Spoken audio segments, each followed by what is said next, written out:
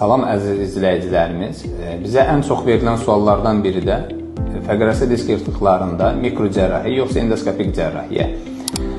Qeyd edim ki, endoskopik cərrahiyyə müasir yanaşmadır və son illər populyarlıq qazanmağa başlamışdır. Bunun da əsas səbəblərindən kəsiyin kiçik olması, əzələ nahiyəsində kəsiklərin aparılmaması və bunun nəticəsində isə qan axmanın az olması, vizualizasiyanın həddən artıq keyfiyyətli olması, sinir elementlərinin zədələnmə risklərinin aşağı olması və bunların yekunu olaraq xəstələrin daha normal həyata tez qayıtması, bel nahiyəsində ağrıların az olması və sümük bağ aparatına az ziyan vurmasıdır.